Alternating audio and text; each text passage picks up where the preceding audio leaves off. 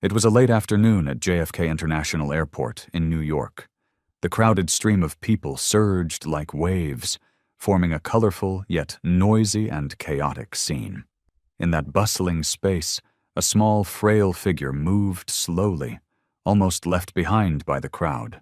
That was Margaret Wilson, a 67-year-old woman whose gentle eyes bore the marks of time. She wore a faded floral dress, one trembling hand clutching the strap of a worn-out leather bag, her scuffed shoes shuffling cautiously along the airport corridor. Margaret had never stepped foot in such a luxurious place before, and she felt overwhelmed by the hundreds of glittering signs and the hurried, unfamiliar faces around her. The leather bag she carried today felt unusually heavy, not just from its contents. That morning, Margaret had been cleaning out an abandoned storage unit near Queens when she stumbled upon a strange object hidden in a pile of junk. It was a tiny golden statue, gleaming and radiating a mysterious, ancient beauty. Unable to resist her curiosity, Margaret quietly brought it with her, hoping to find someone at the airport who might understand its true value. For Margaret, this wasn't about greed. It was a slim chance to escape the hardship of her long, painful days, weighed down by medical bills and exhaustion. Not far from her, amid the tide of busy travelers, a sharp pair of eyes watched her every move. Those eyes belonged to Max, a German shepherd working dog known for his extraordinary sense of smell and soulful gaze. Max stood beside his trusted partner, Officer Ryan Mitchell, a man with a calm face that held stories of a life deeply lived. Max had accompanied Ryan through countless missions, from drug busts to major investigations. To Ryan, Max was more than just a working dog. He was a friend, a partner, and an irreplaceable part of his life. Suddenly, Max's body tensed. His ears perked up, his eyes lit with a sharp, focused intensity. Ryan immediately recognized Max's signal. Leaning in, he whispered, voice calm but decisive. "What is it, Max?" Max let out a soft whine, his eyes fixed on Margaret. On the surface, it seemed like nothing suspicious, just a tired, elderly woman looking for a place to rest. But Max saw more. He had overcome countless challenges, detected things far beyond human capability. His eyes sensed something unusual. Not a threat, but a hidden secret. As Margaret finally found an empty seat near the departure gate, something unexpected happened. Driven by instinct, Max lunged toward her, his leash stretched to its limit, prompting Ryan to sprint after him in surprise. Margaret had no time to react before Max barked furiously and leapt forward. Startled and terrified, she recoiled, and her old leather bag fell to the polished marble floor with a heavy thud. The surrounding crowd froze, all eyes turning to the dramatic scene unfolding before them. Shaking, Margaret cried out through tears, her voice choked. "Please, I didn't do anything! I'm innocent!" Max didn't attack her. Instead, he lowered his head and gently nudged the bag with his nose, as if pointing to something inside. The bag burst open, and the small golden statue rolled out onto the floor, sparkling under the bright airport lights. Silence fell. The statue, engraved with mysterious ancient symbols, now lay exposed, drawing gasps of awe and stunned curiosity from the onlookers. Ryan immediately approached to calm Margaret, his voice firm but gentle. "Don't be afraid. This dog never acts without reason. There's something unusual in your bag. Please try to stay calm." Margaret stared at the fallen statue, trembling, her mind now clouded with confusion and fear. But in Max's eyes, there was no threat, only certainty. It was as if the dog had known from the very beginning that this statue wasn't just some harmless trinket. In the airport's chaotic atmosphere, curiosity began to shift into concern. Witnesses whispered nervously, wondering what would happen next. Some grew anxious. Others speculated in hushed tones. Meanwhile, Ryan quickly called for backup from airport security. Yet amid the unfolding storm, Max remained steady by the golden statue, his eyes locked on Margaret, as if he could see into her soul, understand her pain and desperation. In those expressive eyes, there was more than duty. There was a silent vow. He would not let anyone suffer unjustly, and he was ready to face any danger to protect the truth. And thus began a moving story of loyalty, compassion, and the secrets waiting to be revealed. Amid the lingering chaos at JFK Airport, Max's sharp eyes stayed fixed on Margaret, his deep gaze as if trying to communicate something unspoken. Ryan Mitchell, still by his four-legged companion's side, placed a steady hand on Max's neck, trying to ease the tension of this fraught moment. Gently, with a voice both soothing and resolute, he said, "It's okay, Max. You did great. Calm down, my friend." Feeling the warmth of Ryan's touch, Max's body gradually relaxed. His deep eyes, full of unspoken stories and emotion, slowly looked up at his beloved handler. There was something special between them, a deep, wordless connection. Few knew that Max wasn't born to be the celebrated working dog he was today. His past was filled with sorrow and hardship. To many, Max was now a symbol of courage, intelligence, and loyalty. But only Ryan understood that beneath his strong, confident demeanor was a soul that had once been deeply wounded, a heart that had known abandonment and despair. 3 years ago, on a freezing, rainy day, Ryan received a call from a concerned citizen reporting a stray dog in Central Park. When he arrived, he saw a sight he would never forget. Max, then just a small, trembling puppy, lay curled beside a bench, soaked and shivering, his dim eyes staring helplessly into nothing. The pup was too weak to stand or even cry for help. Ryan knelt beside him, moving with the utmost care, as if afraid that even the slightest movement might shatter the fragile life before him. "It's okay, little one. You're not alone anymore. I'll protect you." That sentence wasn't just the promise of a dutiful cop. It was the beginning of a sacred bond, a commitment from Ryan's heart to the tiny life he held in his hands. In that moment, it felt as though an invisible thread had connected their souls, soothing wounds and losses both had endured. In the early days after being taken in, Max barely left the corner of Ryan's apartment. He was terrified of loud noises. Even the gentlest touch made him flinch. With infinite patience, Ryan spent hours each day sitting by his side, speaking softly, gently petting him, helping Max slowly grow used to safety again. He knew that to heal a broken heart, love and patience were the only cure. Bit by bit, thanks to Ryan's care and unconditional love, Max began to change. The dog who once flinched from every human gesture began to trust again. The dim gaze began to shine with hope whenever Ryan came home. Max greeted him with hesitant tail wags at first, which grew stronger and more confident. Quiet expressions of deep gratitude for the man who had rescued him. Ryan was surprised to discover Max's hidden talents. During basic training sessions, Max showed exceptional ability to sniff out and recognize objects with remarkable speed and accuracy, more than any dog Ryan had ever trained. Max learned quickly, and most importantly, he showed unwavering dedication to Ryan. It wasn't just obedience. It was pure loyalty from a heart that knew what abandonment felt like, and never wanted anyone else to feel the same. From that shivering puppy in the rain, Max had become an indispensable part of the NYPD. But more than that, to Ryan, Max was a trusted companion, a true family member. Together they faced dangerous missions, endured losses, and celebrated rare moments of joy when lives were saved. And now, at JFK Airport, Max's instincts and brilliance once again proved their worth to those around him. Ryan looked down at Max with pride, but also a hint of worry. He knew the past had shaped the dog into who he was today, but part of him feared that Max might get hurt again. Gently stroking Max's upright ears, he whispered, "Thank you, Max. I know it hasn't been easy to overcome those memories, but you've always been stronger than I ever imagined." Max tilted his head, eyes softening, as if to comfort Ryan in return. In those eyes, the sorrow of the past was gone. Only unwavering loyalty, fierce determination, and a heart wide open, ready to protect those who needed him most.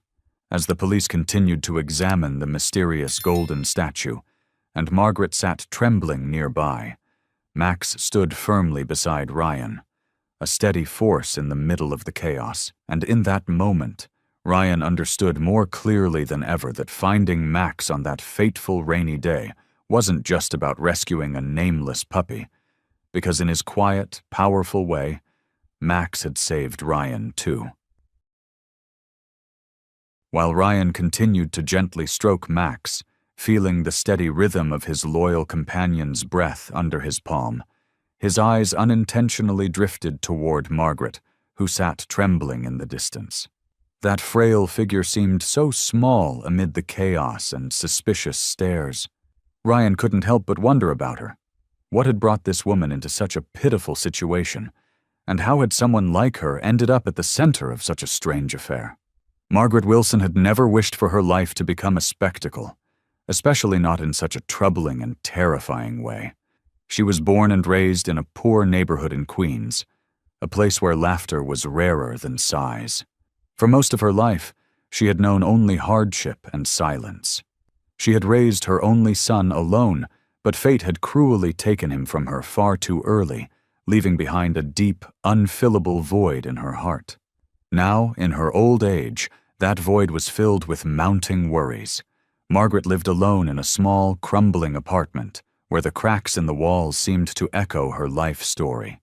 A life of quiet struggle, always trying to preserve her dignity and pride. Her only job was cleaning out abandoned warehouses around Queens, places where people left behind what they no longer wanted to remember.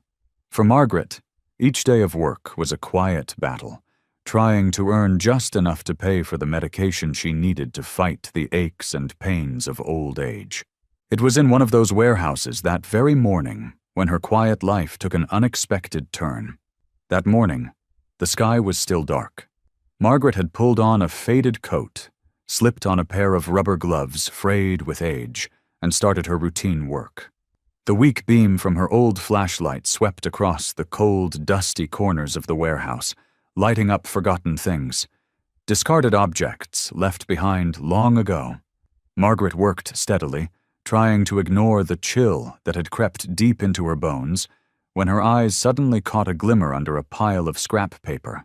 She bent down, carefully using her frail hands to lift the small object.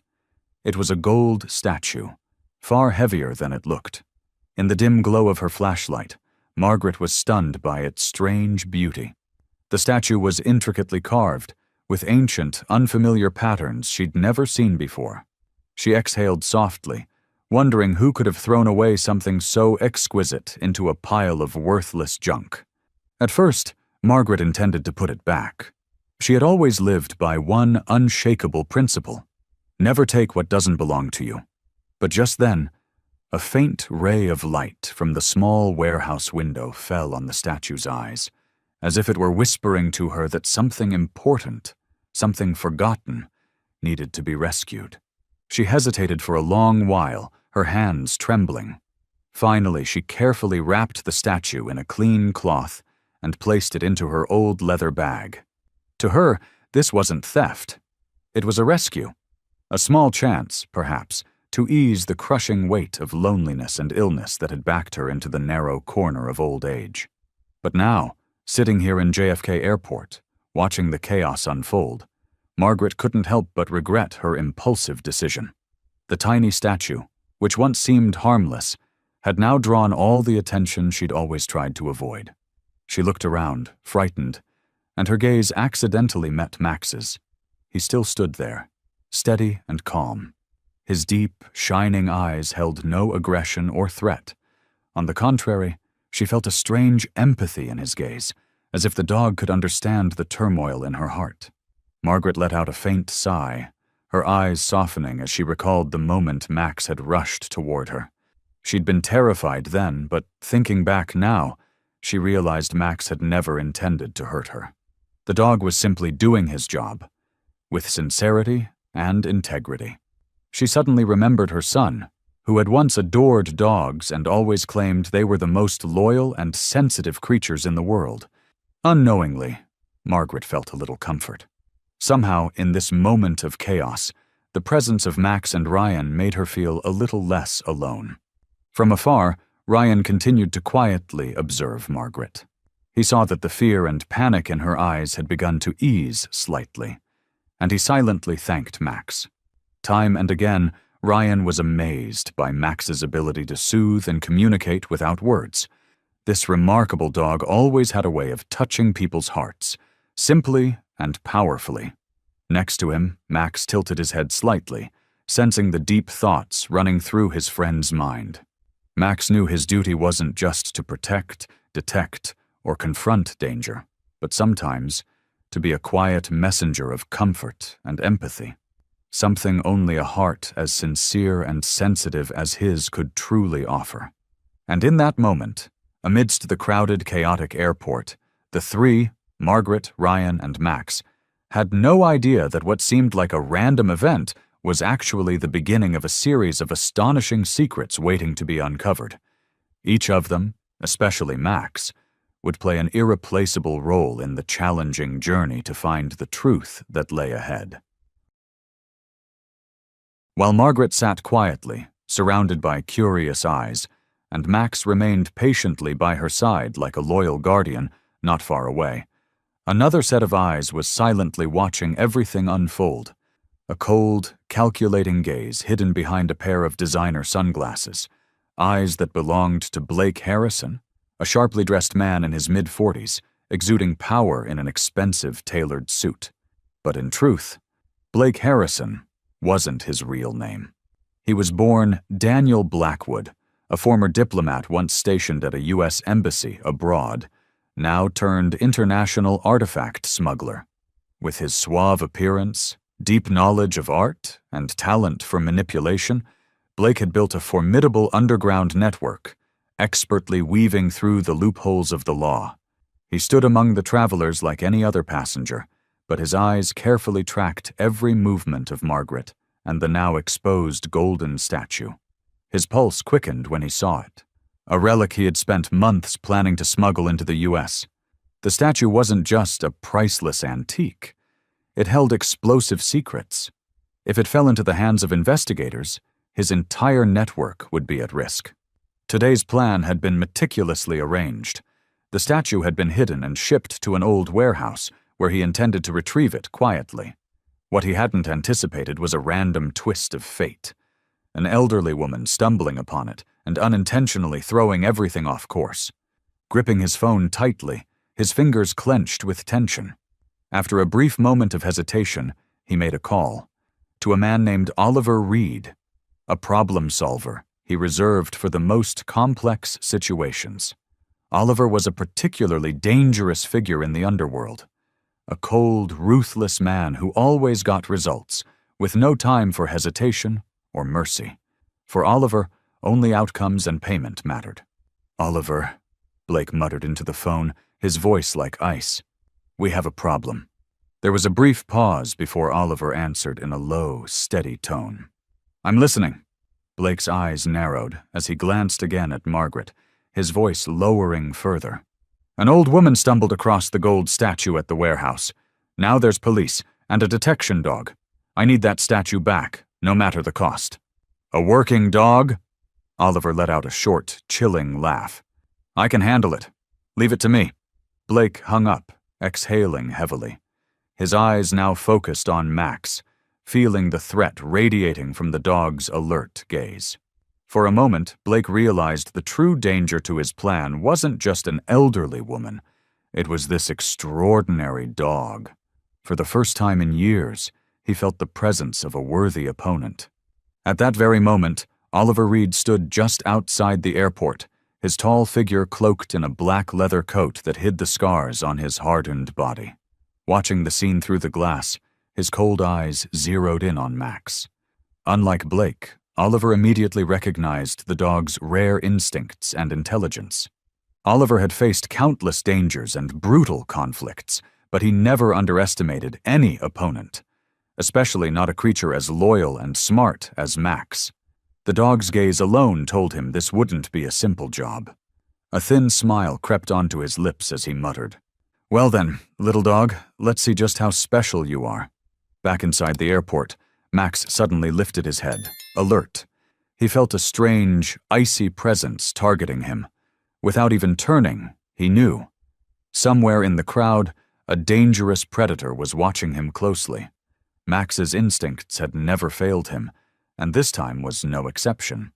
But instead of fear, he stood taller, his eyes burning with resolve. He was ready to face whatever threat lay ahead to protect the people around him.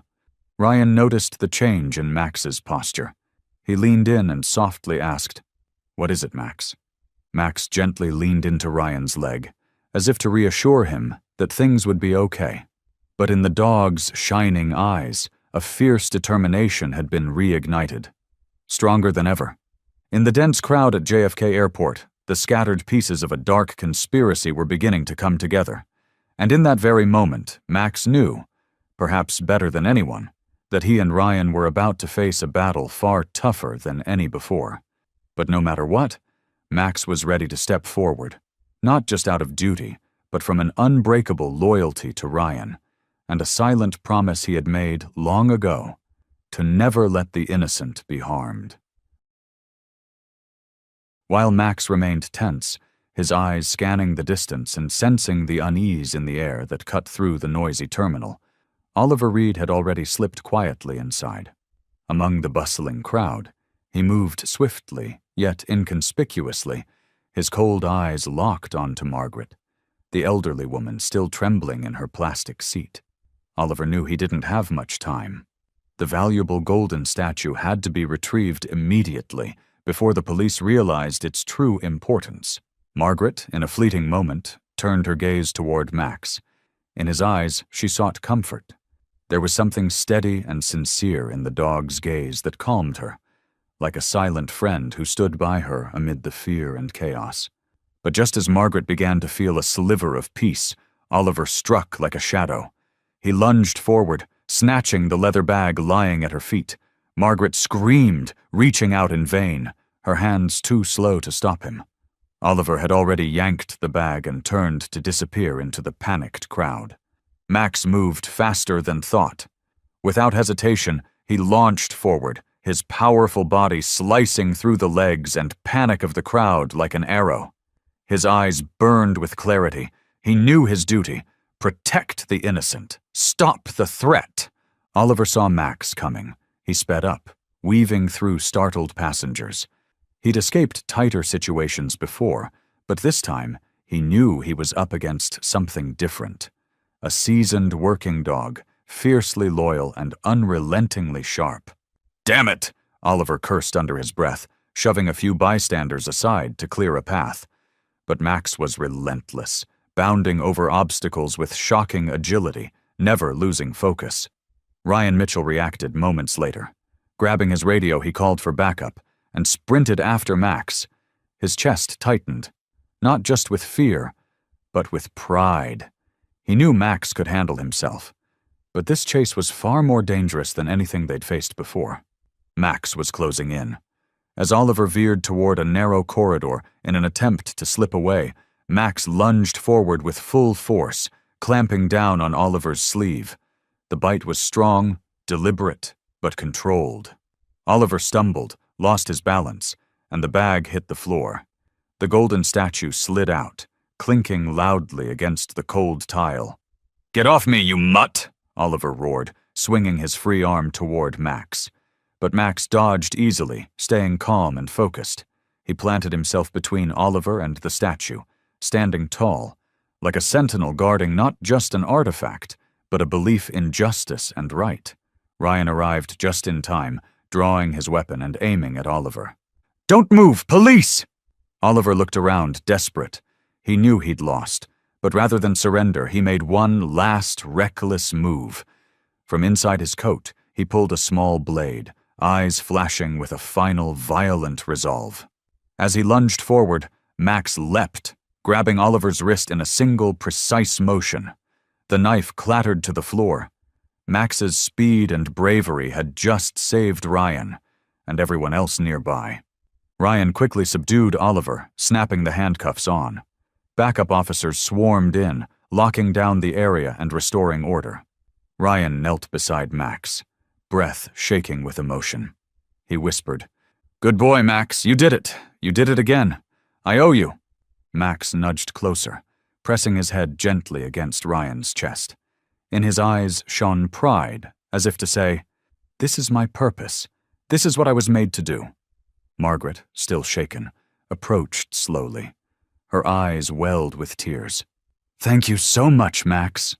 Max turned his head toward her, softly nuzzling her trembling hand, his way of telling her it was over.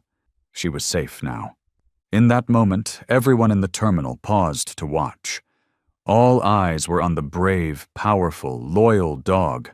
Then, someone began clapping. Quietly at first, then louder. The applause rippled through the terminal, echoing from every direction. It was for Max, the dog who reminded everyone that courage, loyalty, and sacrifice live not only in human hearts, but burn brightly in the soul of a dog like Max. Amid plots, danger, and chaos, one truth had become undeniable. Whether man or animal, a brave heart can make a true hero. And on this day, JFK Airport had witnessed the rise of a hero named Max. The applause still echoed through JFK, but quickly faded as police and security personnel secured the scene. Ryan Mitchell rose slowly, one hand resting on Max's back, drawing strength from the steady presence at his side. Max, breathing more calmly now after the chase, kept his eyes on the golden statue lying quietly on the floor. Somehow, the sensitive dog knew. Something unusual was about to unfold. Ryan stepped forward, pulled on gloves, and carefully lifted the statue. His eyes narrowed as he studied its carvings. Security technicians moved in with high-tech equipment to examine the mysterious object. Within minutes, what seemed like a simple artifact revealed a shocking secret, one that stunned everyone present. "Officer Mitchell," a technician called out urgently, "this isn't just a gold relic. It contains a hidden compartment and a highly advanced data storage device, along with classified documents." Ryan stared at the statue, his pulse quickening. He turned to look at Margaret, who stood frozen nearby, her face a mask of shock and fear. She sensed something had gone wrong. Her heart clenched as panic crept in. Ryan approached her carefully, his expression conflicted. He didn't want to hurt her further. She'd already endured so much. "Mrs. Wilson, I'm sorry, but we'll need you to come with us to the station. This statue holds confidential data tied to an international scandal." Margaret shook her head, tears brimming, her voice fragile but sincere. "I swear I didn't know. I'm just a poor cleaner. I found it by chance. Please, you have to believe me." Ryan believed her. Every word rang true, but the law had its process, and he couldn't bypass it. He nodded gently. "I believe you, and I promise we'll do everything we can to prove your innocence." As Margaret was escorted away, she glanced back, her eyes searching for the only ally she trusted now, Maximum. The dog stood still, his deep eyes following her. He could feel her pain, her sense of injustice. His sensitive heart ached in silent empathy. Ryan sat beside Max, stroking his fur softly, trying to comfort both Max and himself. He knew Max was hurting too. The dog's eyes locked with his, as if vowing silently, "I won't give up. I'll help her. I'll uncover the truth." In the airport's technical lab, specialists examined the data hidden in the statue. Within minutes, sensitive information flashed across the monitors. Everyone went still. What they found exposed an international smuggling ring, involving powerful figures and former high-ranking officials. Detailed records filled the screens, evidence of a scandal that could shake the world. Outside, Max suddenly perked up. His ears stiffened. He turned his head sharply, eyes alert. Though he couldn't understand human files or politics, Max sensed it. Danger was far from over. His instincts told him this was only the beginning. Ryan noticed it, too. He looked down at Max and spoke softly. "You feel it too, huh? This is bigger than we thought. But we'll face it. Together." Max nudged Ryan's hand, affirming it with a quiet strength. No matter the threat, no matter how dark the road ahead, he would never leave Ryan's side. Their bond, their shared purpose, was now the only light in what would soon become a long and dangerous path. Meanwhile, in a luxury car parked discreetly outside the airport, Blake Harrison clenched his phone, his face paling as the news reached him. The statue and its secrets were exposed. Furious, he hurled the phone onto the seat and muttered through clenched teeth, "This isn't over. I will silence every soul who knows, including that damn dog." In the silence of the vehicle, his chilling words hung like a promise, a declaration of war. But what Blake didn't realize was that this time, he wasn't just up against people. He was facing a force stronger than greed or violence, the fierce, unwavering loyalty of a dog named Max, a dog willing to risk everything to protect what's right. And from that moment, both sides understood. The true battle had only just begun. While the tech team continued decoding the encrypted data from the hidden storage device, and Max remained unwavering at Ryan's side, a silent monument of loyalty, the door to the special investigation room quietly opened. A tall figure stepped in, composed and authoritative, with a stern face and eyes that shone with a quiet intensity. It was Thomas Reynolds, the U.S. Ambassador for Cultural Heritage to the UNESCO Commission, one of the world's foremost experts on artifact preservation and the fight against cultural smuggling. His presence wasn't just a mark of the case's gravity. It was a signal. This had surpassed the realm of theft. It had now entered the tangled domains of diplomacy, security, and global cultural heritage. Reynolds walked up to the table where the golden statue was carefully displayed on a protective cloth. The sterile overhead light bathed its ancient carvings, highlighting every time-worn detail. He said nothing. Instead, he adjusted his glasses and leaned in, studying the piece with intense focus, his brow slowly furrowing. Beside him stood Ryan and Max, who watched the unfamiliar man with a gaze nearly as focused, as though trying to understand what this new presence might reveal. After a few tense minutes of silence, Reynolds straightened, his voice calm but heavy with weight. "This isn't an ordinary statue. It's a royal Maya artifact, likely dating back to the 8th century from the Calakmul dynasty, one of the most complex and powerful civilizations of its time. These symbols," he pointed to the spiral engravings coiling around the statue, "are tied to royal coronation rites. They were used only in the most sacred ceremonies." He stepped back, removed his glasses, and scanned the room, finally landing his gaze on Ryan. If the data hidden inside matches the preliminary findings, then we're looking at proof of a smuggling network that's potentially been active for decades, possibly even using diplomatic channels as cover. And if that's true, this isn't just an issue of heritage, it's a matter of national and international security. The room fell silent for several seconds. Ryan glanced at Max, who remained still, ears alert, eyes fixed on Reynolds. Others might not have noticed, but Ryan did. Max was listening, taking it all in, connecting the invisible threads of instinct and experience. In all his years of service, Max had never failed to detect the truth hiding in the silence. Reynolds continued, his tone deepening. "From my decades of work, I can say with confidence, this artifact was listed among stolen items from Guatemala's National Museum. That museum was gutted by a suspicious fire 3 years ago. For this piece to resurface in New York, in the possession of an innocent cleaner like Mrs. Wilson, suggests a much deeper, more deliberate cover-up." Ryan nodded slowly, his expression now fully mirroring the seriousness of the moment. But beneath it all, he couldn't shake the ache of watching Margaret, unaware of what she'd found, treated like a suspect. "She's innocent," he said softly. It was part statement, part quiet plea. Reynolds held his gaze, then nodded. "I don't doubt that. But what concerns me is that someone used her innocence to hide something incredibly dangerous. And that person," he turned, looking through the one-way mirror into the interrogation room, where Blake Harrison was held, is still hiding most of the truth.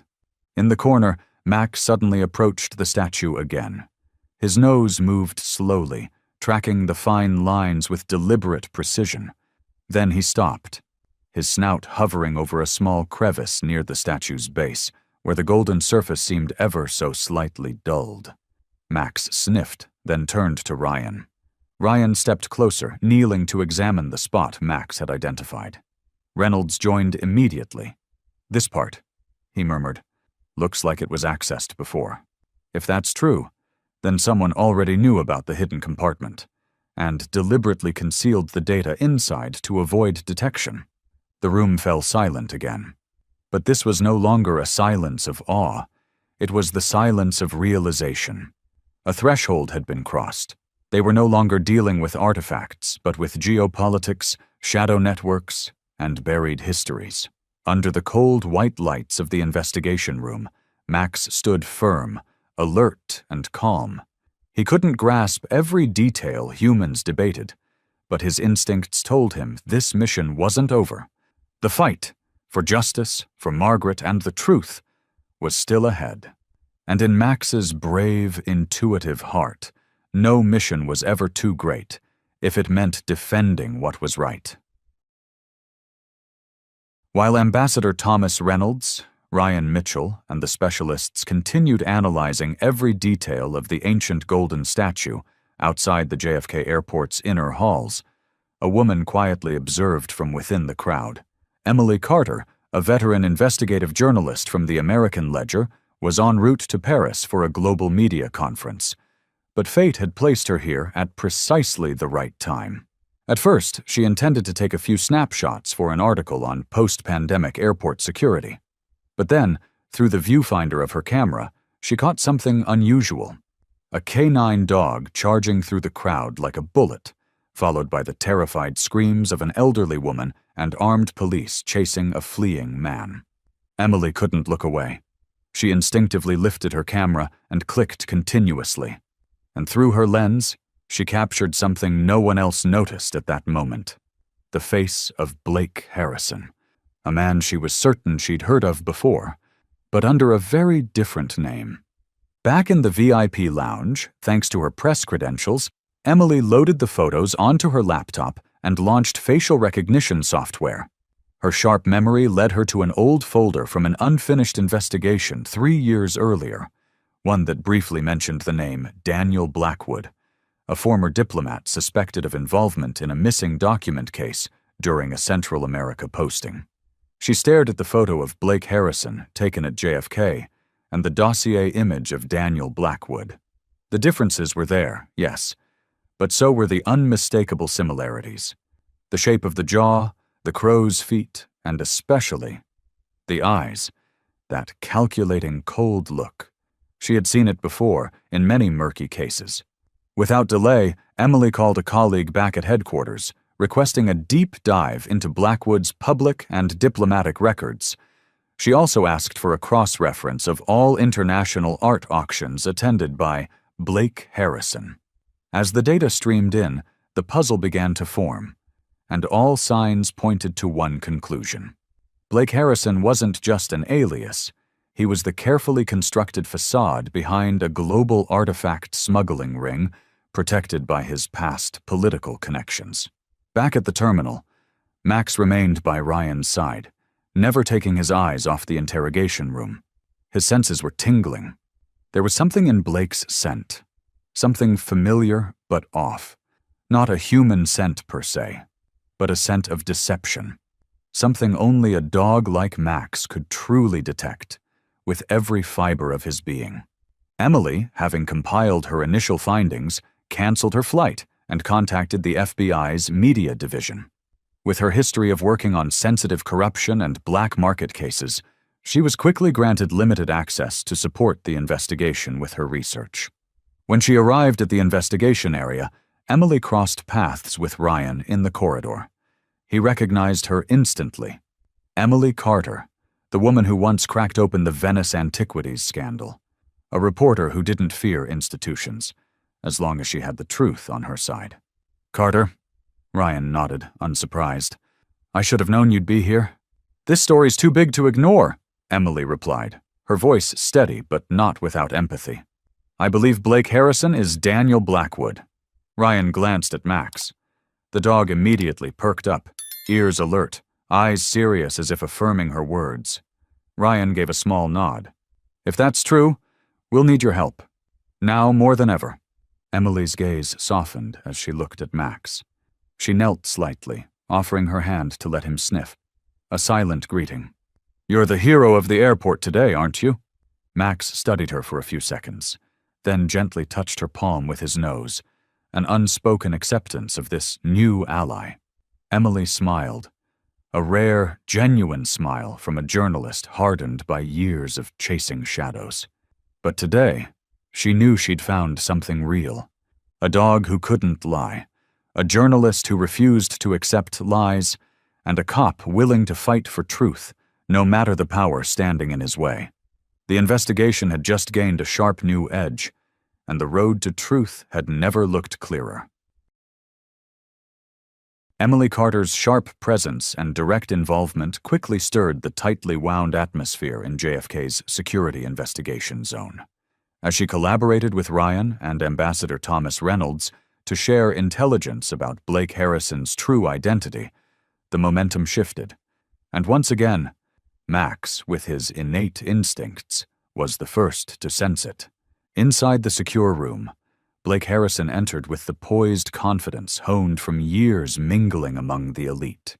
He looked every bit the distinguished academic. Light gray tailored suit, silk tie, and a custom Italian wool coat. In his hand, he held a raised-letter business card. Blake Harrison, curator, Pre-Columbian Art Department, the Metropolitan Museum of Art. Excuse me, Blake said with a soft velvet voice to a young FBI agent on duty. I was informed of an artifact requiring cultural verification. I believe I can assist with the assessment. The young agent, visibly uncertain, glanced down at the card, flipping it back and forth. But before he could respond, a voice cut through the hallway, sharp and unyielding. How interesting, said Ambassador Reynolds, stepping forward with calm yet firm steps.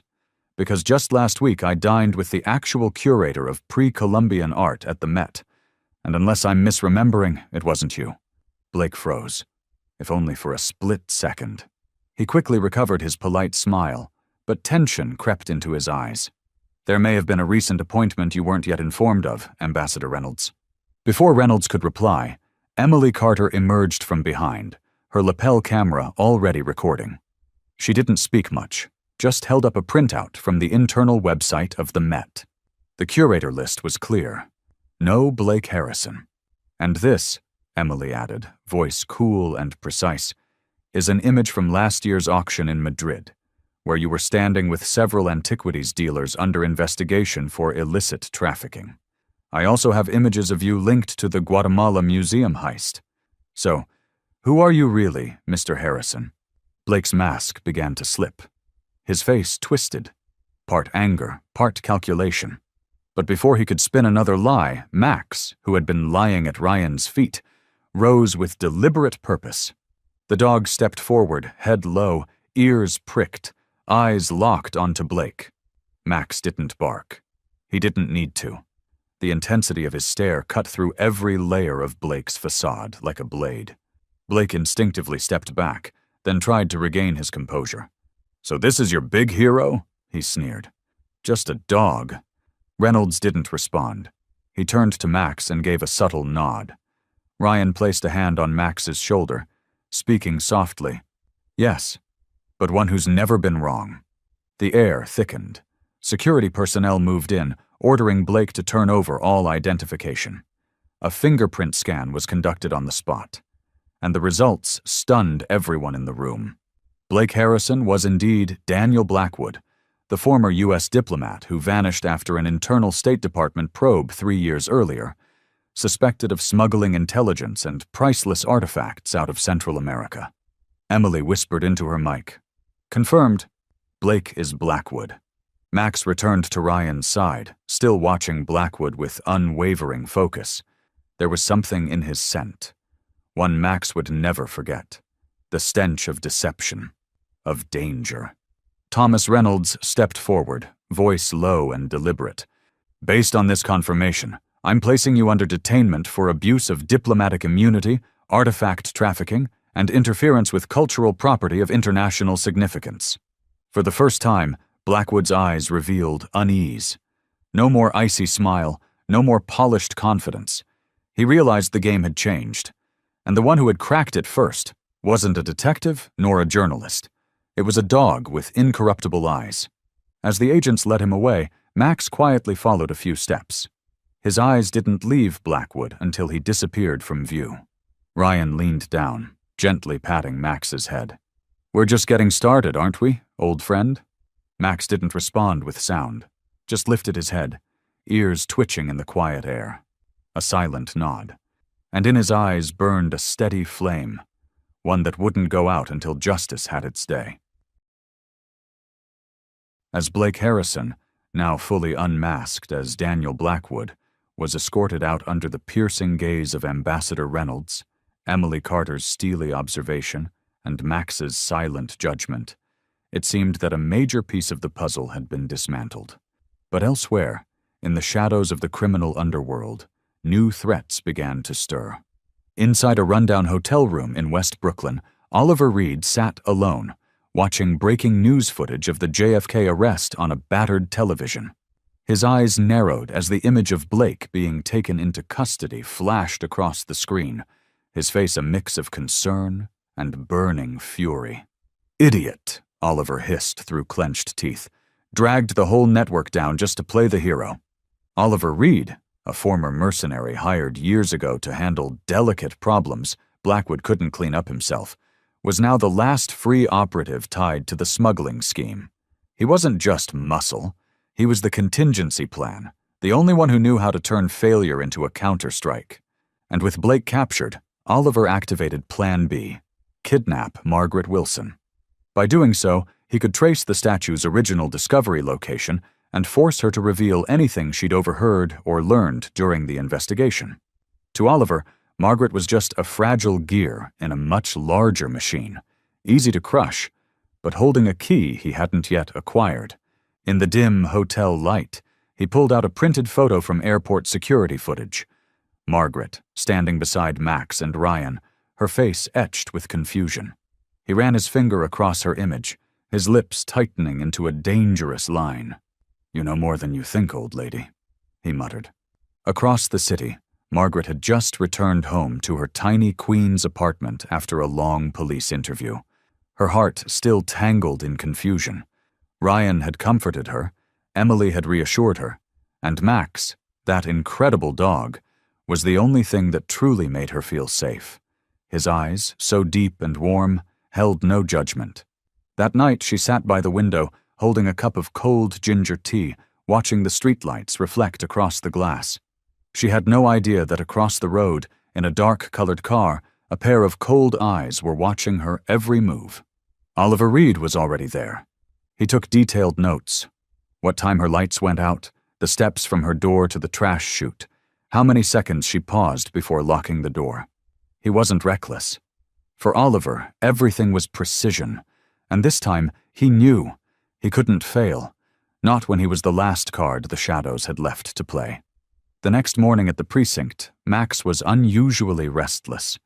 As Ryan reviewed case files, Max stood abruptly and began circling the room, nose twitching, searching, not for something present, but for something that was missing. He sensed it. A disturbance. A shadow creeping too close to someone he now considered under his protection. Ryan watched Max, then crouched beside him. "What is it, Max?" Max didn't bark. He simply looked straight into Ryan's eyes, then walked toward the door, his gaze fixed outward, urgent. It was clear they needed to go to Margaret, immediately. Ryan didn't hesitate. He trusted Max with more than his life. He trusted him with his instincts. Just like that first day they met, when Max had been abandoned and frightened, but his gaze had pulled Ryan back from doubt. And now, that gaze was telling him again. Something was very, very wrong. Meanwhile, Oliver Reed was preparing for the abduction. He didn't know that on the other side of the city, a police dog was already on his trail, guided not by evidence, but by a sixth sense forged from loyalty, danger, and a mission to protect the innocent to the very end. Max's intuition was no illusion. When Ryan pulled up in front of Margaret's modest Queen's apartment, hoping to check in and make sure she was safe, both he and Max froze at the sight before them. The door was ajar, the lock forced. A cup of tea still sat on the table, its surface faintly steaming, abandoned mid-sip. But Margaret was nowhere to be seen. Max bolted inside first, moving like a silent storm. He sniffed every corner, the overturned curtain rustling in the draft, the lopsided coat hanging by the door. Then, at the base of the staircase leading to the street, Max stopped, his nose pressed against a faint, dark smudge beneath the hallway light, a speck of dried mud from a military-grade boot. Not Margaret's. Ryan followed close behind, his face stiff, eyes growing cold with realization. He didn't need further proof. He knew. Oliver Reed had made his move, and he'd struck at their most vulnerable moment. Just an hour earlier, Margaret had been released after a long day of questioning at the precinct. Still anxious, she had felt reassured by Max's gentleness and Ryan's protective presence. But as she turned off the main road near the subway station, she didn't see the shadow waiting just beyond the lamplight. Oliver struck like lightning.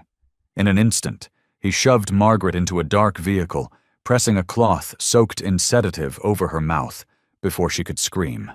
In her final flicker of awareness, Margaret caught one last glimpse in the rear-view mirror.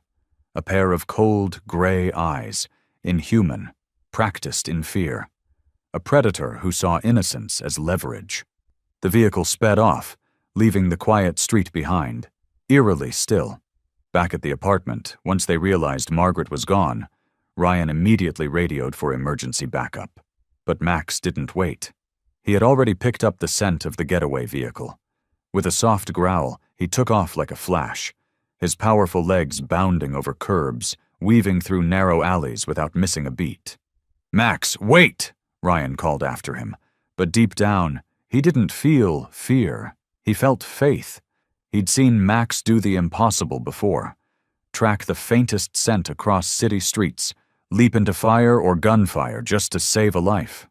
Max didn't need maps or instructions. He followed something more reliable, his heart, and an unshakable instinct to protect those who had no one else. Cut to the other side of the city. Margaret was now tied to a chair inside an abandoned warehouse. She was awake, shaken but not broken.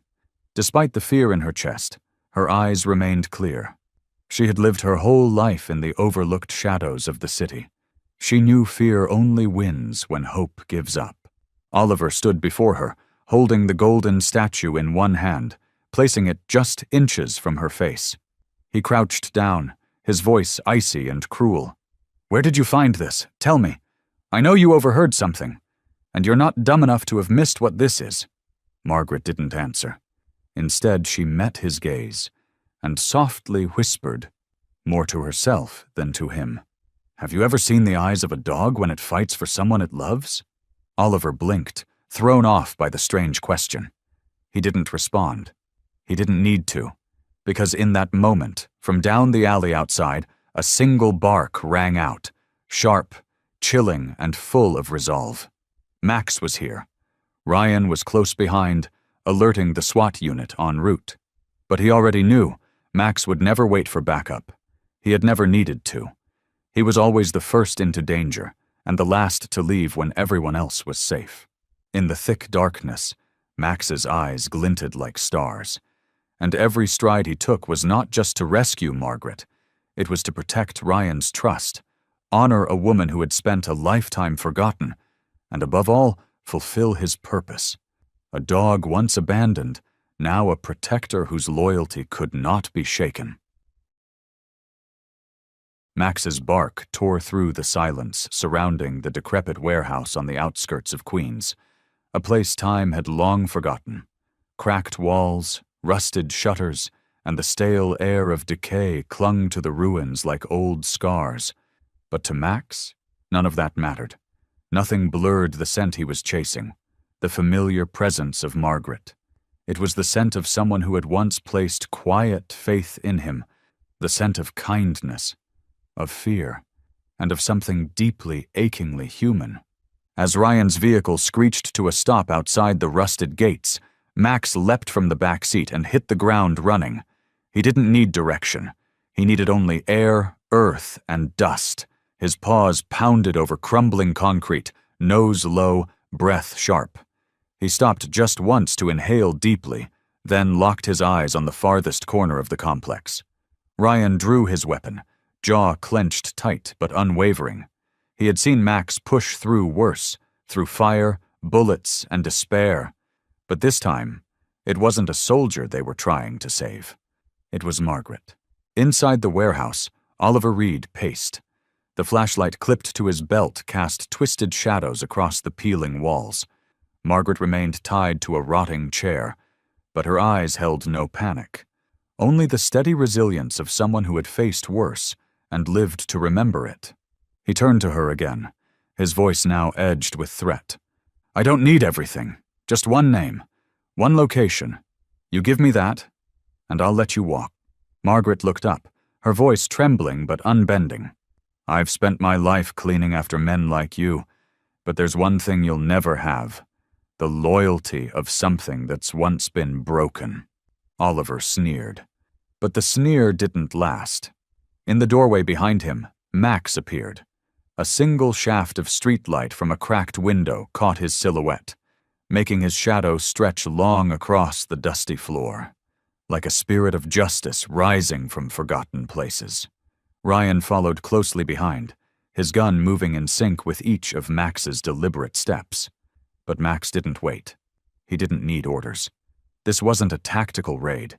It was the journey of a heart that refused to let evil win. Oliver had just enough time to turn, hand reaching toward his belt to draw a weapon, when Max launched forward. His leap carried no aggression, only the precision of discipline and the guidance of love. He aimed straight for the hand reaching for the gun, clamping down on Oliver's wrist with just enough force to control, without harm, a skill Max had been trained for in high-risk suspect takedowns. Oliver let out a howl of pain, the weapon clattering to the floor. Ryan lunged forward at that exact moment, kicking the gun far out of reach and pinning Oliver to the cold ground. In that instant, the beam from Oliver's belt flashlight lit up Max's face, dust-covered but burning with an unwavering resolve. Ryan panted, turning toward Margaret. She was still alive, shaken and scraped, but conscious. As he bent down to untie her, she gazed quietly at Max, then slowly reached out to touch his head. A soft stroke. No words, but Max understood. She whispered, "I knew it. I knew you'd come." Max didn't reply. He simply rested his head gently against her knee, staying there for a few silent seconds, as if to affirm one unshakable truth. He had never left her side, not even when the darkness closed in. By the time reinforcements arrived, Oliver was cuffed, face down on the dusty warehouse floor. And Max? He was still there, standing guard beside Margaret, like an ancient sentinel watching over memory and loyalty. Ryan looked down at his four-legged partner and spoke softly, his voice low and steady as the night wind. "We did it, Max." And as the first rays of daylight pierced through the cracked warehouse window, Max's eyes glimmered with a quiet light, the light of a soul that needed no applause. A soul that only needed to know it had been in the right place, at the right time, for the right person. Dim dawn light filtered through the broken window of the old warehouse, casting a pale glow across Margaret Wilson's ashen face and the steady silhouette of Max, standing loyally beside her like a silent shadow.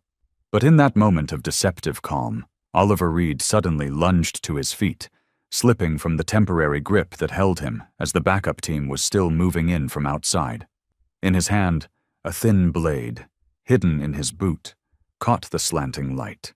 It all happened in a single heartbeat, Ryan had just turned to check on Margaret when Max growled, a low, primal warning. Without hesitation, Max sprang forward, throwing himself between Margaret and the incoming blade.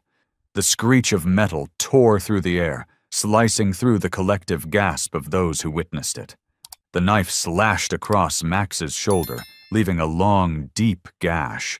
Blood soaked through the gray-brown fur almost instantly.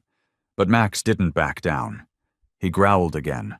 No longer the bark of a trained canine, but the roar of a creature fighting with every ounce of love and instinct to protect. Ryan spun around, eyes blazing as he saw the blood leaking from Max's side. He reached for his gun, but Max had already launched himself in a final, powerful leap, taking Oliver to the ground. The attacker's back slammed against a rusted iron beam, knocking him unconscious.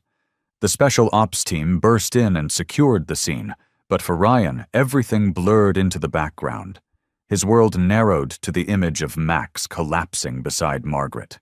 "Max!" Ryan shouted, rushing over and dropping to his knees beside the dog, now panting heavily, fur around his neck and shoulder soaked with blood.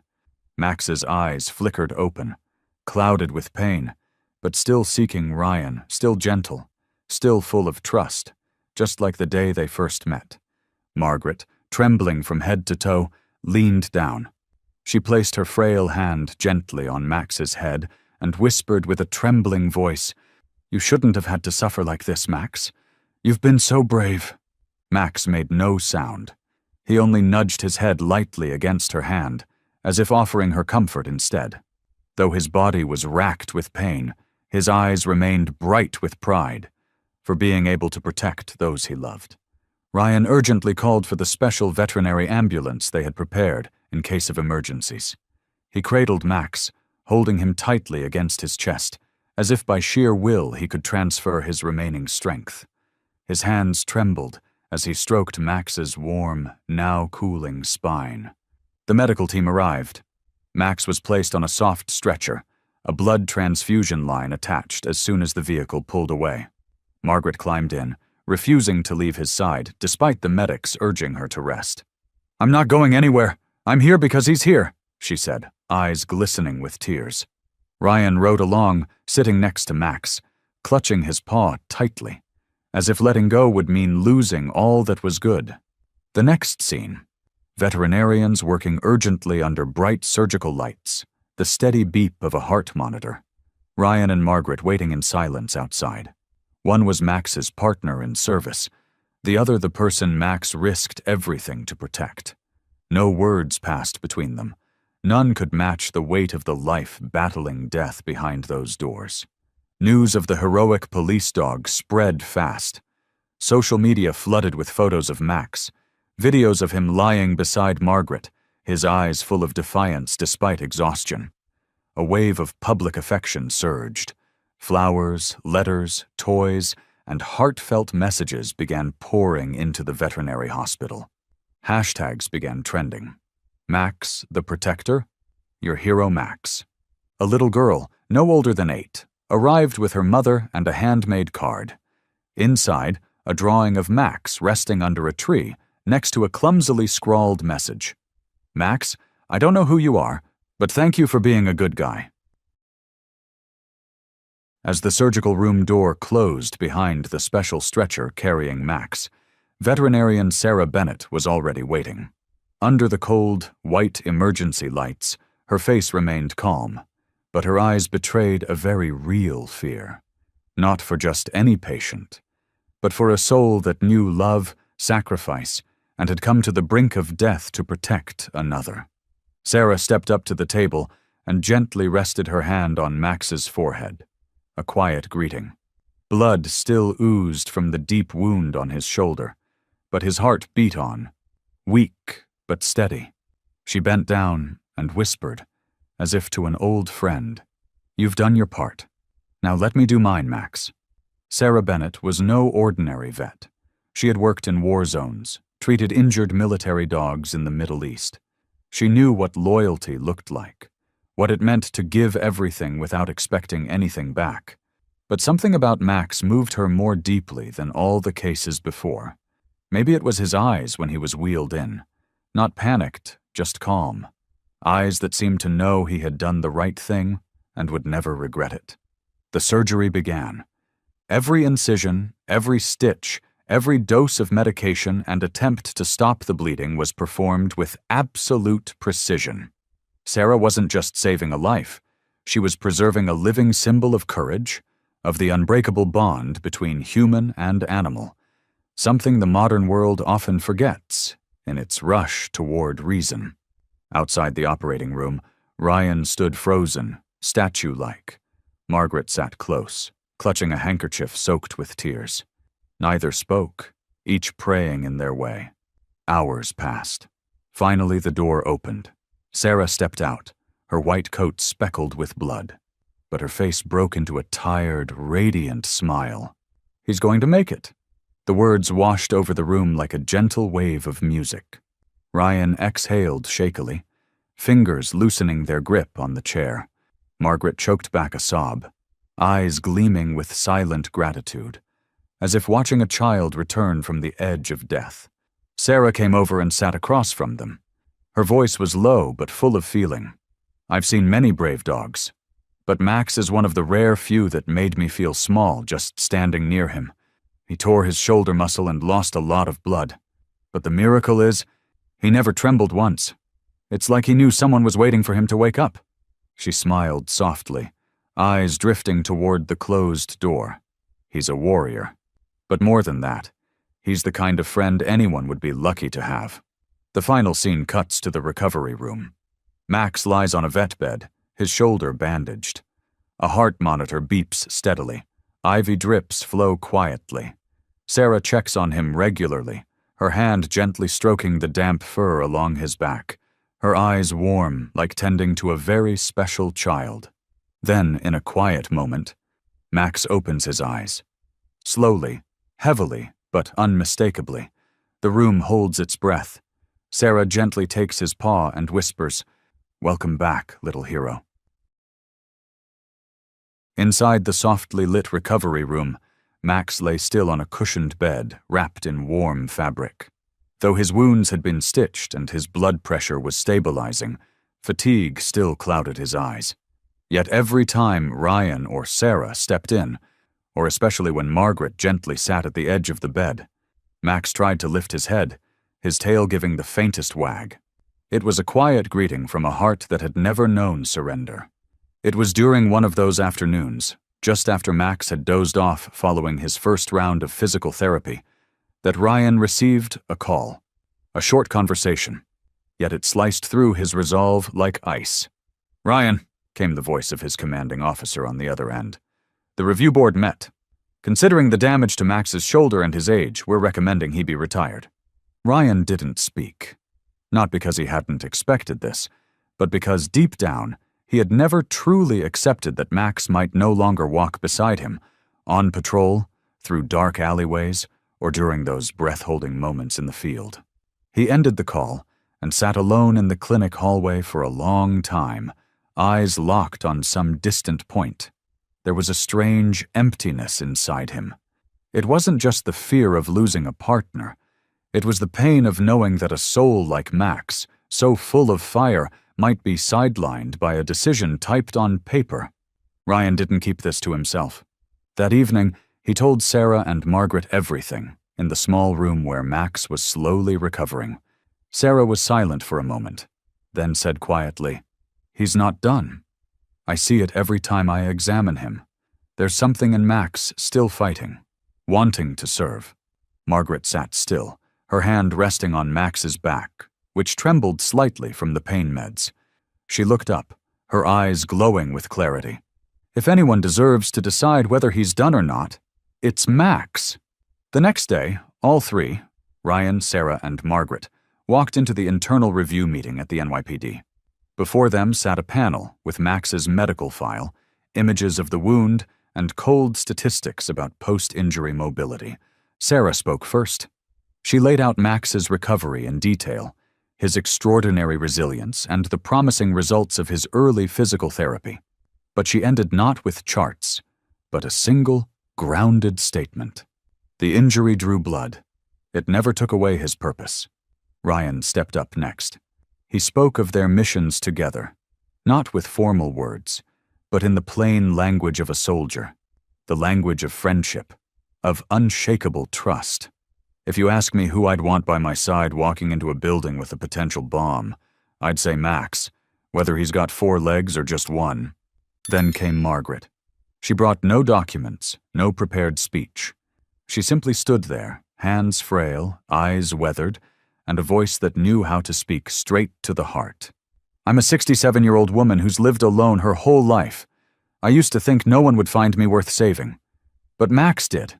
Not because of who I am, but because he saw someone who needed protecting. Souls like his shouldn't be put aside just because the body falters. There are many ways to serve, and I believe Max still has so much left to give. The room fell silent. The board members looked at one another, then back down at the clinical reports. Amid the dry ink and numbers was a living soul, waiting to be trusted. The meeting ended without a clear verdict. But everyone knew. Max hadn't fought alone today. Max opened his eyes to see Ryan sitting beside him, hand gently resting on his head. Ryan whispered, voice light as the breeze, "We fought for you today. Now you rest, Max. We're not done yet." Max blinked slowly and gave a faint wag of the tail. Weak, yes, but enough to show the fire inside him still burned. As morning light touched the glass windows of the animal hospital where Max continued to heal, a deeper layer of the story began to surface. Across town, in the sterile halls of the federal building, where shadows of unnamed conspiracies flinched under the glare of investigation. The story of Max the hero dog saving Margaret had captured public emotion, but for the FBI, the heart of the case wasn't in the sentiment. Inside that golden statue, what was discovered wasn't just an ancient artifact, but a hidden cache of encrypted data, files tied to clandestine agreements between private museum organizations and international diplomatic channels. That was when Special Agent Lisa Morales and her partner, Marcus Taylor, were officially handed the case. Lisa Morales, a veteran of the FBI's Cultural Heritage Crime Task Force, carried herself with surgical precision. Dark hair, always neat, eyes sharp as a scalpel, and a voice that made liars forget their lines. She wasn't interested in emotional backstories, only the truth. Marcus Taylor, on the other hand, had a gaze that listened, a warm baritone, and a knack for reading people like open books. Over 7 years together, they'd peeled back some of the most complex cases like layers of an onion. When they arrived at the holding facility for Blake Harrison, real name Daniel Blackwood, a former diplomat with a history of shady cultural dealings, it wasn't surprising to see him composed, eyes steady, posture perfect, a smile like he was being interviewed by an arts magazine, not facing federal charges. "We have enough to charge you with possession, smuggling, and using cultural artifacts for personal gain," Lisa began, her tone airtight. Blake smirked, lips barely moving. "And I'm sure you think that's all there is." Marcus didn't flinch. "We think that's just the beginning." Silence stretched. Then, like a sheet of ice starting to crack, Blake leaned back in his chair, eyes closed as if weighing a heavy choice. When he opened them again, his tone had shifted. No longer smug, but serious.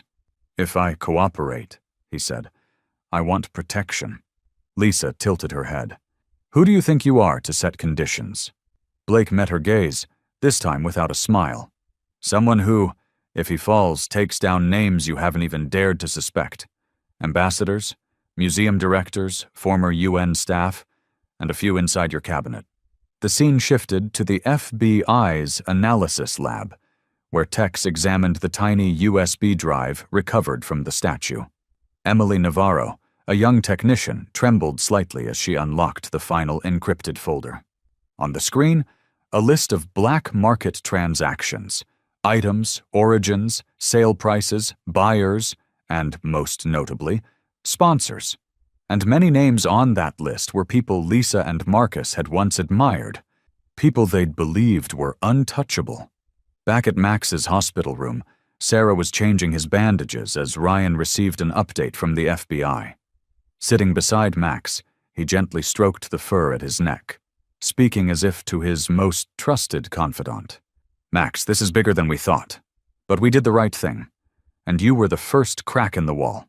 Max looked at Ryan, tired but with a quiet light behind his eyes. The light of a soul that understood justice doesn't always begin in courtrooms, but sometimes with a brave leap in a crowded airport. In the FBI office, Marcus walked in holding a photo of a man in a gray suit shaking hands with a diplomat at an artifact exhibition 3 years prior. "We've got another name, and he might be even more dangerous than Blackwood." Lisa nodded, eyes locked on her screen. At the top, a special code once erased from all systems: Mantis Protocol. A new battle had begun, and this time, Max wasn't staying on the sidelines.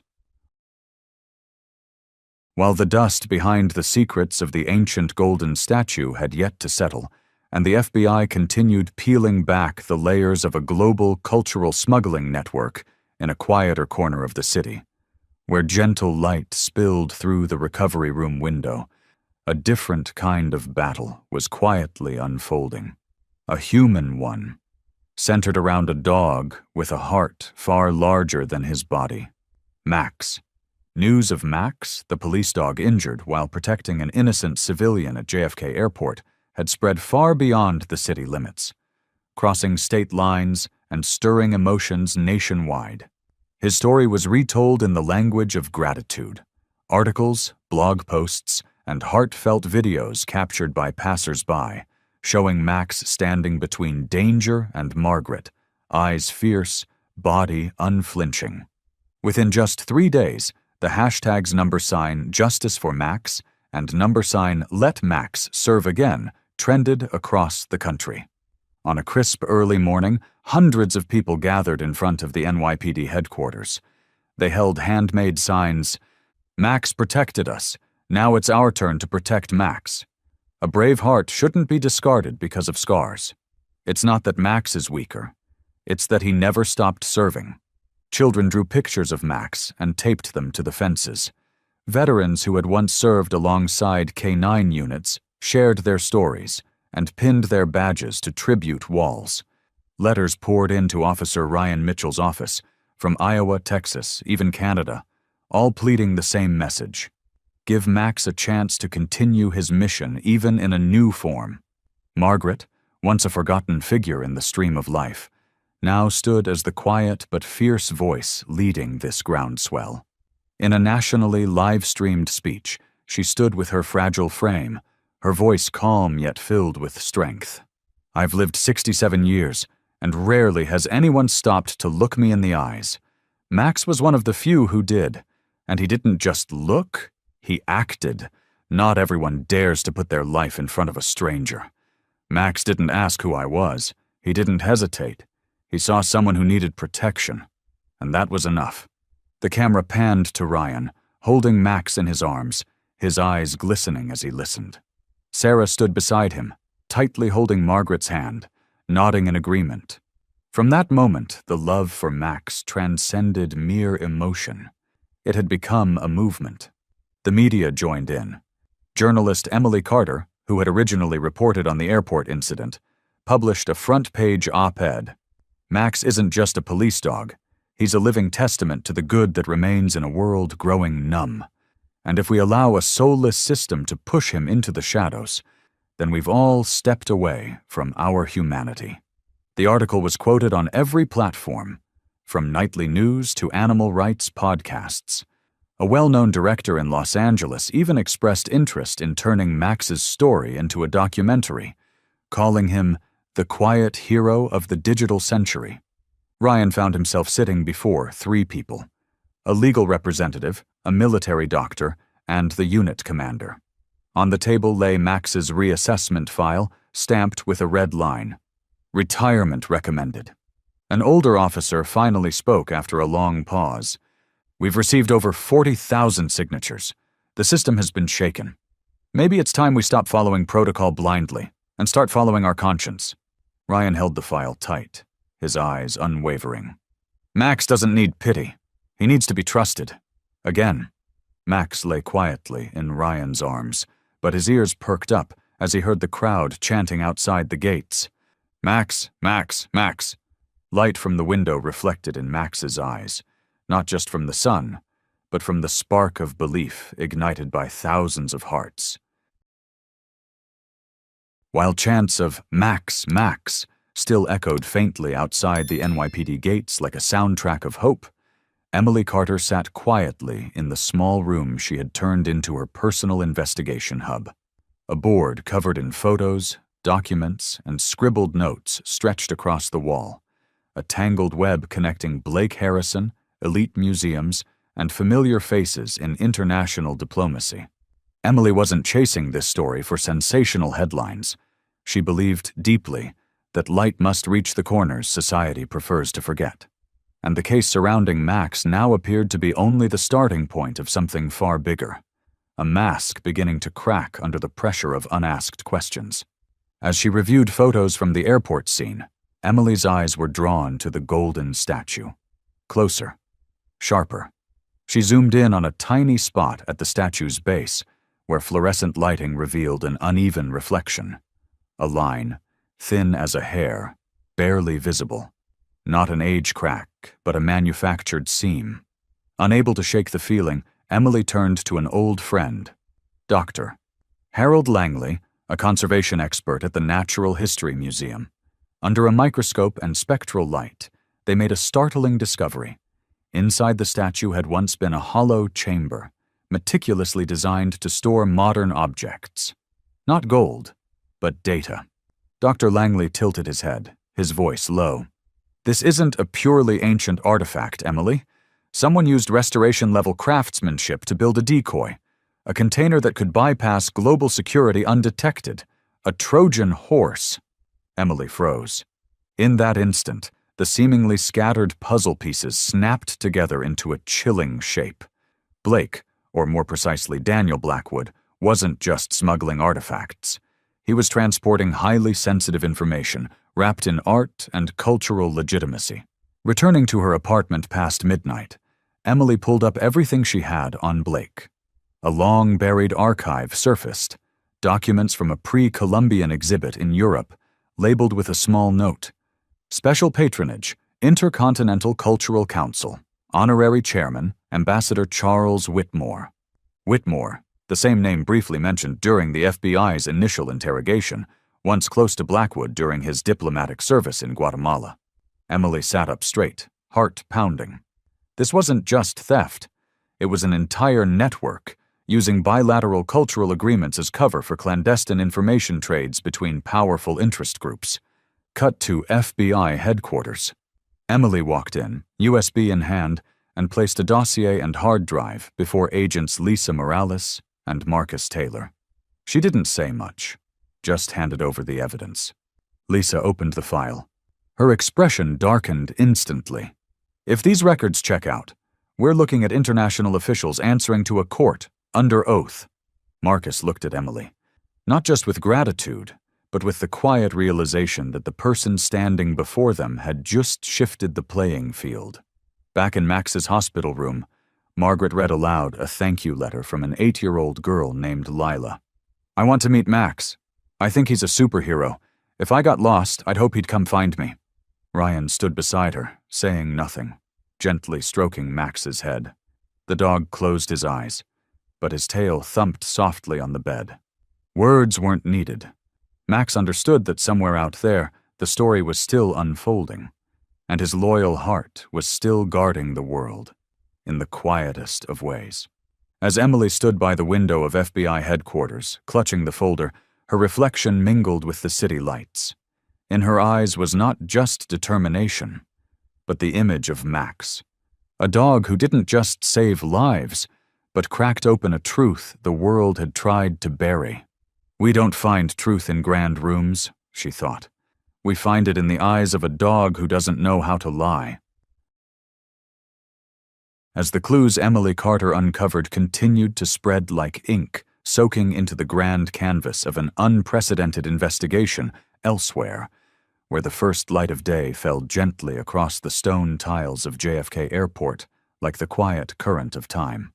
Another story was preparing to write its most moving chapter, a story of loyalty, quiet courage, and a dog who was once nearly dismissed because of his scars. That morning, JFK was not its usual bustle, not just a place of departures and arrivals, but the site of a symbolic moment. A ceremony was held in the very corridor where Max had once charged into danger to protect a woman he had never met. Rows of chairs were neatly arranged. The American flag fluttered in the soft early spring breeze. In the front row sat Margaret Wilson, wearing a simple gray coat, her hands gripping a bouquet of sunflowers, the color of light, of hope. Beside her was Ryan Mitchell, in full uniform, holding Max's leash as a symbol of an unbreakable bond between man and dog. Max, now fully recovered, walked with steady steps down the red carpet between rows of applauding onlookers. No stage lights, no blaring fanfare. It was Max's quiet presence, his calm eyes and gently wagging tail, that moved hearts more deeply than any spectacle could. On the podium stood Ambassador Thomas Reynolds, his usual stern demeanor replaced by a look of soft respect. "Today," he began, "we don't just honor a service dog. We honor a soul who chose to act when no human had yet spoken." Max didn't care about status, didn't ask questions, didn't hesitate. He saw someone in need, and that was enough. When Reynolds knelt and gently placed the Civilian Medal of Valor around Max's neck, the metal shining like sunlight on his time-worn black and brown fur, the applause broke like a wave. Many couldn't hold back tears. A schoolboy in uniform ran up and handed Max a crumpled drawing. "Thank you, Max. You're a real hero." Max looked up at the boy, tilted his head, and pressed his nose into the child's hand. No words were spoken, but some emotions need only one gesture to reach the heart. After the ceremony, Margaret was invited to speak. She didn't say much. She simply stood there, slender and gentle, eyes locked on Max. "I've lived a life where people rarely remembered my name, but this dog, he looked at me like I mattered, and because of that I stand here today. Thank you, Max, for seeing me." Before I saw myself. The room fell silent for a moment, then erupted into the most heartfelt applause of the day. Max sat beside Ryan, head slightly tilted, ears perked, as if he knew that this celebration wasn't just for a deed done, but for something greater. A loyal heart that never asked why, only acted out of love. Max stood with Ryan, Margaret, Emily, and Sarah beneath the afternoon light shining through the airport's glass. Behind them, a sign read, "Honoring Max, our silent guardian." The camera slowly pulled back, capturing a scene soaked in emotion. A dog once considered no longer fit for duty, now forever etched into history with the purest, most human recognition. And somewhere in the breath of the sky, faith was reborn. That courage still exists, and sometimes it looks like a dog who loves without condition.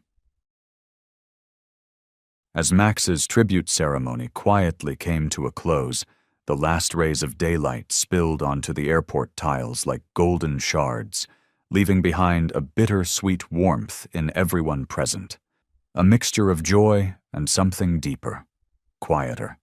In that moment when Max gently rested his head against Ryan's leg, his gentle eyes seemed to send a simple message. Every act of compassion has the power to change a life. And the life of a woman once thought forgotten by the world, Margaret Wilson, was about to take a turn no humble dream of hers had ever imagined. The next morning, as Margaret carefully folded the gray coat she had reserved for special occasions, rare in her 67 years, a hand-delivered letter arrived from FBI headquarters. It wasn't a summons, nor an apology, but a formal, respectful invitation. "Ms. Margaret Wilson, we believe you possess observational and intuitive insight that surpasses conventional methods. We would like to invite you to collaborate with the Federal Bureau of Investigation in the role of community advisor, focusing on areas at high risk for smuggling and unusual behavioral activity." She read it again, and again, in disbelief. For the first time in her life, A federal agency didn't just acknowledge her existence. They recognized the value in what she had long assumed was ordinary: her attention to detail, her memory for the unnoticed, and her quiet devotion. At FBI headquarters, Margaret's welcome was anything but cold or ceremonial. Special Agent Lisa Morales, the same woman who had once listened to her trembling statement, now stepped out of the briefing room with a warm, dawn-like smile. "Ms. Wilson, we're not looking for a degree. We're looking for a real pair of eyes. And in this case, you were the first to notice something off, while the rest of us just passed it by." Margaret smiled, gently tightening her grip on the worn leather handbag that once carried the fateful statue. And now, a new chapter. Max, wearing his newly tailored duty vest, stood with Ryan in the hallway. Upon seeing Margaret, he stepped forward and pressed his head against her hand. She knelt, placed her palm on his head, and whispered, "You're the reason for all of this, Max. Thank you for seeing me, in a world too busy to notice." That evening, in her small Queens apartment, Margaret sat for the first time at a desk she had once used only to mend old clothes. Before her lay an FBI file, highlighters, and a brand new pair of reading glasses, gifted by Ryan. She began reviewing names, places, lists, applying the same careful gaze that had once seen forgotten details in storage rooms no one else cared about. Beneath the desk, Max lay quietly, his head resting on her foot. The warm light from the desk lamp wrapped around them, preserving a moment the world rarely grants. Two souls once considered peripheral, now bound by trust and purpose. Margaret was no longer the woman sweeping the corners of empty terminals. She was now part of something bigger, a vital link in the pursuit of justice. And Max, with eyes that had never judged, still lay faithfully by her side. A quiet reminder that even the smallest presence can change the world, if only we dare to believe in it. In the final winter nights, as New York City remained wrapped in a fragile chill, Emily Carter's attic apartment seemed to be the only place where the lights still burned. Pale blue light from her computer screen glowed against her focused face, while notes and photos covered the walls like the sprawling roots of a secret no one dared to touch. Beneath those papers were names, timelines, and seemingly disconnected links. But now, the image was complete. An international smuggling network dealing in cultural artifacts, one so sophisticated it had infiltrated diplomatic circles across the globe. From a distance, the radio played faint news of Margaret Wilson being officially appointed as a community advisor to the FBI, and Max, the dog who brought JFK Airport to a standstill with one heroic leap, was now being named on television as a symbol of loyalty. Emily looked up and smiled softly. There was something beautiful in knowing that the path she pursued wasn't solitary. It was intertwined with the quiet hearts of people, like Margaret and Max. The next morning, Emily Carter's article was published on the front page of the New York Tribune, under a bold headline, "Golden Statues, Invisible Strings, and the Hidden Hands of Shadow Governments Inside the Largest Cultural Smuggling Scandal of the Decade." In nearly 6,000 words, Emily didn't just recount events beginning with Margaret's discovery of the golden statue. She guided readers through every step of her investigation. From shady connections between prestigious museums and diplomats stationed in Central America, to the incriminating data extracted from a hidden device inside the statue, data that had once shaken closed-door meetings at the UN. Emily's tone wasn't accusatory. Her words were laced with reverence for the truth. She laid each piece of evidence in place, letting the story speak for itself. Her descriptions of Max shielding Margaret, or the look in Margaret's eyes when the FBI entrusted her with purpose. These moments of quiet humanity beat like a steady heart between the layers of an investigation, reminding readers not only to feel outrage, but to hold on to hope. That silent courage can topple entire systems of deceit. Within 2 days of publication, a wave of public reaction surged not just in the U.S., but across countries entangled in the network.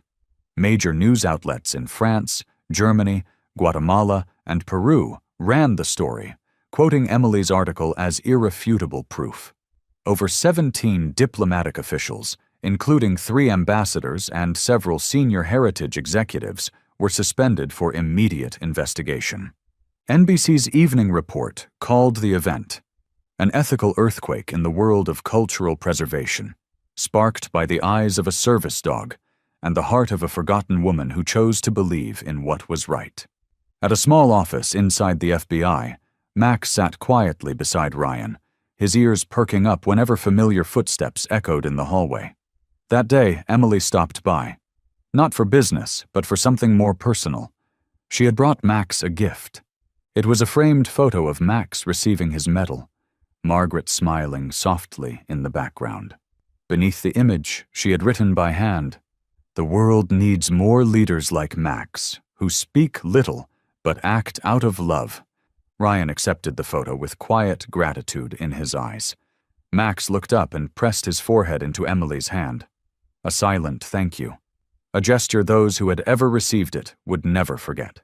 As Emily left FBI headquarters, her steps felt lighter, her shoulders straighter. Behind her was a world beginning to change, not only because of her article, but because a dog once chose to believe in people, and an elderly woman had picked up what everyone else had left behind. And the world, with all its noise and chaos, was finally forced to listen. In the weeks following Emily Carter's explosive investigation, the final pieces of the international artifact smuggling case fell into place. Each layer of deception was peeled back, exposing truths that were raw but necessary. Newsrooms continued tracking developments, and across government halls, the call to protect cultural heritage had never sounded more urgent. Yet for those who had followed the story from the beginning, who held their breath when Max leaped toward danger to save a stranger, every eye now turned to the federal courthouse in Brooklyn. That day, it rained gently. Not a storm, but a soft drizzle, as if trying to soothe the end of a chaotic chapter. In the final trial session, the name Blake Harrison was no longer used. He was now called by his real name, Daniel Blackwood, a former diplomat who had used his national credibility to hide a decade-long underground operation. The courtroom was packed, not just with lawyers, journalists, and senior officials, but also with ordinary citizens. Among them sat Margaret Wilson, quiet in the back row, her hands folded, eyes fixed on the bench, as if silently reminding herself that truth sometimes needs someone steady enough to hold it up.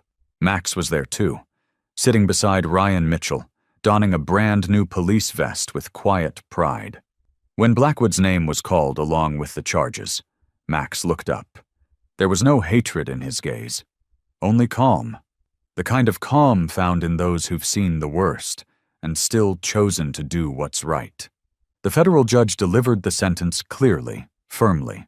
"Daniel Blackwood, you have violated international law, abused your diplomatic position to organize, transport, and traffic cultural artifacts illegally. Your actions have not only harmed multiple nations, but have eroded public trust in the institutions meant to protect our shared heritage. You are hereby sentenced to 35 years in prison without parole." A ripple of whispers moved through the courtroom, but the sentencing didn't stop there. Oliver Reed, as a direct accomplice in the assault and abduction of a U.S. citizen, is sentenced to 28 years in federal prison. Emily Carter, seated beside Ambassador Thomas Reynolds and Agent Lisa Morales, nodded softly. Her words had touched the truth, but today's justice had been delivered through the resilience of a community that refused to look away. As the two defendants were escorted from the room, Blackwood's eyes briefly met Margaret's, but she didn't look away. She sat tall, not vengeful, not bitter, only steady, the look of someone once unseen, now seated in the courtroom as the spark that had brought truth to light. Max wagged his tail once, as if he too knew a part of justice had just found its way home.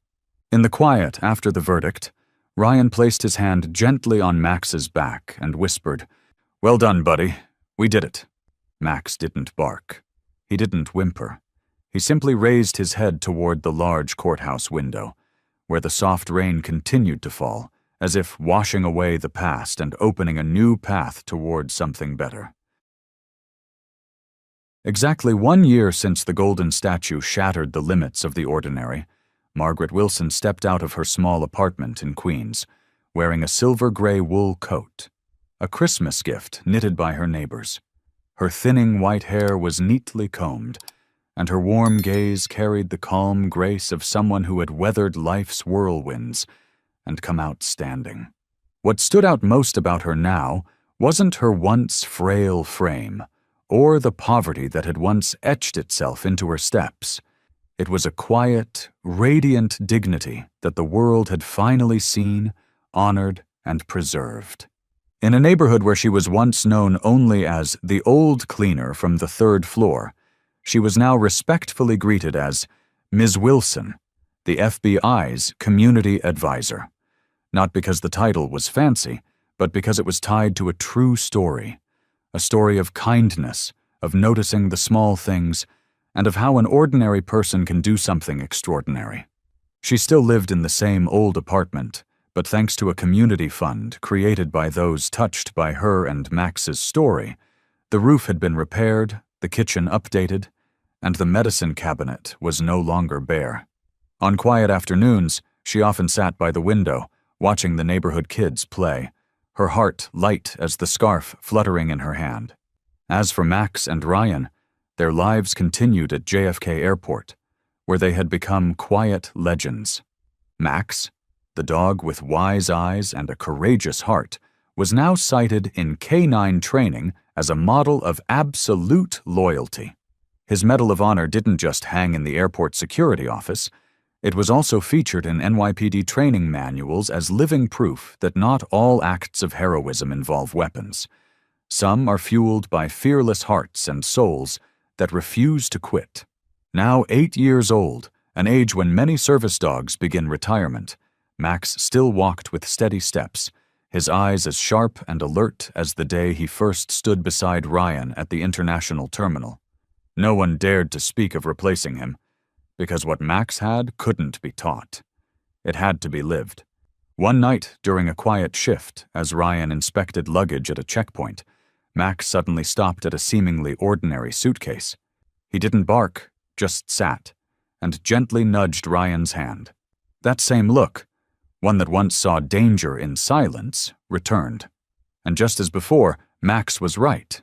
Inside the suitcase was a false bottom, hiding a rare explosive undetected by scanners. The next day's headlines hailed Max once again. But to Ryan, what mattered most wasn't the praise. It was the moment afterward, when Max rested his head on Ryan's knee after the shift, quietly asking, "Did we do good?" On a Sunday afternoon at a community center event, Margaret was invited to speak about life after everything had changed. She stood up, her voice calm and steady, without flourish. "I was just a janitor, living most of my life in silence. But because of a dog named Max, and people who believed in truth, I've come to understand that no one is truly invisible. All it takes is someone willing to look." At the back of the room, Max lay quietly, his head on Ryan's foot, eyes closed in peace, like a soldier who had finally found where he belonged. A woman once forgotten now inspired an entire community, and a brave dog quietly continued the mission his heart had chosen. No spotlight, no loud applause, just a new life, where goodness was nurtured daily, and souls once overlooked were now connected by the simplest thing of all, trust. Since that gathering, life seemed softer, warmer, and more connected. That spring passed gently, as if the whole city had learned how to breathe slower after too many rushed days. And then, one early March afternoon, as cherry blossoms began to bloom across a small park in Queens, Margaret Wilson turned 68. She didn't throw a big party, no fancy invites. She simply borrowed the common room in her building, the same one used months ago for community safety meetings. But when the afternoon came, more people arrived than she expected. Neighbors who had once only nodded now brought cakes. Art students came to sketch her portrait, saying, "You're part of living history."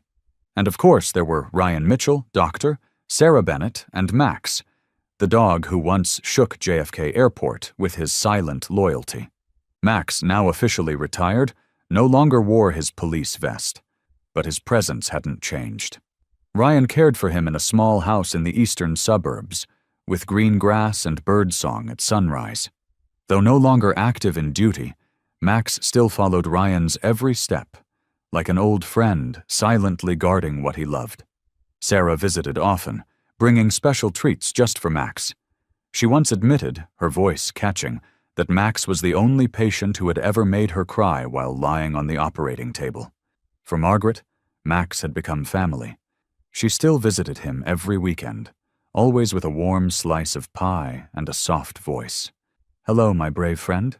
At the birthday party, Max was given the seat of honor beside Margaret. Ryan stood behind him. Sarah cut the cake. It was a strangely peaceful moment, where people who had no reason to know one another were now bound by a dog and an ancient statue from a long-forgotten past. Emily Carter was there too, holding a newly published book titled Max's Eyes, When Loyalty Speaks. A blend of her groundbreaking investigation and personal reflections, the book captured what she had learned from Margaret, Max, and the quietly extraordinary people around them. When the cake was cut, the candles blown out, and applause rang through the room, Margaret stood, slightly bowed, eyes gleaming in the soft golden light. "I lived my whole life in silence, working in shadows. But today, I want to say this. Each of us has the power to create light. All we need to do is not look away when something's right, even if we think we're too small to matter." She turned to Max, placed a trembling hand on his head, and added, "I never thought my life would change because of a dog, but Max taught me something no book ever could. That kindness doesn't have to be grand, only sincere. That courage doesn't have to be mighty, only present when someone needs you. And that love is the one thing that can turn the invisible into the unforgettable." Outside the window, dusk bathed the rooftops in gold. In that little room, people laughed and reminisced over the pieces of a story no one had believed real just a year ago. Max curled at Margaret's feet, eyes gently closing, dreaming perhaps of wide airport terminals, where he once did the impossible.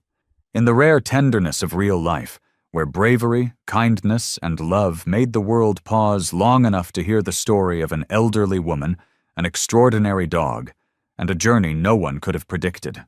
And if you ever ask, what truly changes a life? You may not need many words. Just look into Max's eyes and you'll understand. The story of Margaret and Max is not merely a gripping investigative journey, nor just a battle against an international crime syndicate.